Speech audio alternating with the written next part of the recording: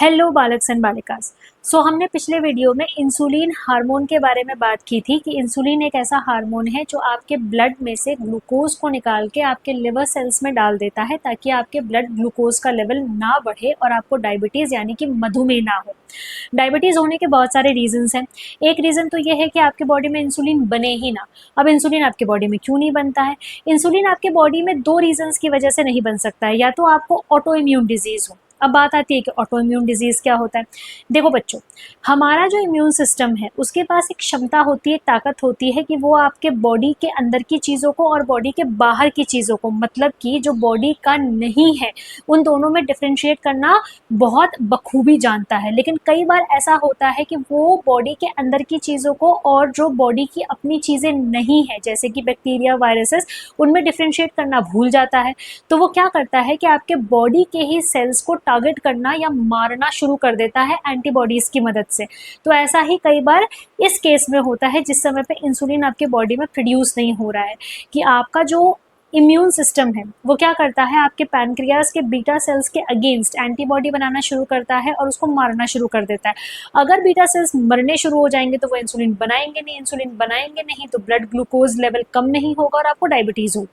दूसरा रीज़न होता है कि आपका जो जीन है जो उस इंसुलिन को बनाने में आपकी बॉडी की मदद कर रहा है, वो जीन ही खराब है। इसको हम ऐसे समझते हैं कि आपके घर में बहुत सारे स्विच बोर्ड्स हैं, उसमें बहुत सारे स्विच है।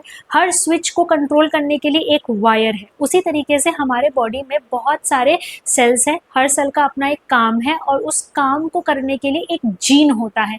अगर आपका जीन खराब है, जैसे कि अगर आपका वायर खराब है तो वो स्विच नहीं चलेगा, वैसे ही अगर आपका जीन खराब है तो वो फंक्शन नहीं होगा। तो जो जीन बीटा सेल को हेल्प कर रहा है इंसुलिन बनाने के लिए, अगर वही जीन खराब है, वही जीन काम नहीं कर रहा है, तो इंसुलिन कभी भी बीटा सेल द्वारा नहीं बनाया जाएगा।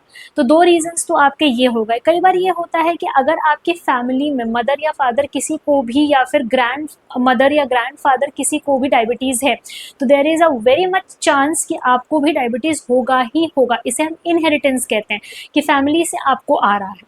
तो एक रीज़न तो ये हुआ। अब कई बार ये होता है कि बॉडी में इंसुलिन बन तो रहा है लेकिन तब भी वो ब्लड ग्लूकोज लेवल कम नहीं कर रहा है, तब भी आपको डायबिटीज़ हो रहा है। तो ऐसा कैसे हो रहा है? ऐसा तब होता है जब आपको इंसुलिन रेसिस्टेंस हो। इंसुलिन रेसिस्टेंस का मतलब होता है कि इंसुलिन बन तो रहा है पर इतने अमाउंट में नहीं बन पा रहा है जिस अमाउंट में ब्लड से ग्लूकोज को निकाल के आपके लिवर सेल में डाल दिया जाए और ब्लड का ग्लूकोज लेवल कम कर दिया जाए।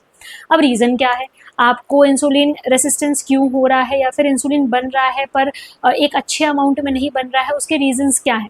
उनके रीजंस में से सबसे पहला रीज़न ये आता है कि कई बार क्या होता है कि एज के साथ, ठीक है, या फिर अगर आप लेस एक्सरसाइज करते हो तो आपके पैनक्रियाज के जो सेल्स होते हैं वो वियर आउट हो जाते हैं, मतलब कि वो खराब होना, या फिर कह लो कि काम करना थोड़ा सा स्लो कर देंगे या बंद हो जाएंगे, जिसकी वजह से वो प्रॉपर लेवल पे इंसुलिन को सिक्रीट नहीं कर पा रहे हैं।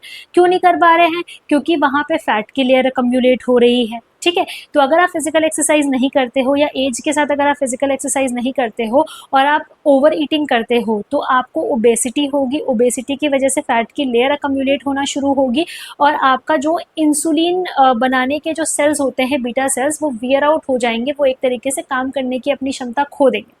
दूसरी चीज़ होती है स्ट्रेस। स्ट्रेस में एक हार्मोन कॉर्टिसोल निकलता है। कॉर्टिसोल की एक क्षमता होती है कि वो आपकी बॉडी में नेचुरली बहुत ज़्यादा एनर्जी बढ़ा देता है।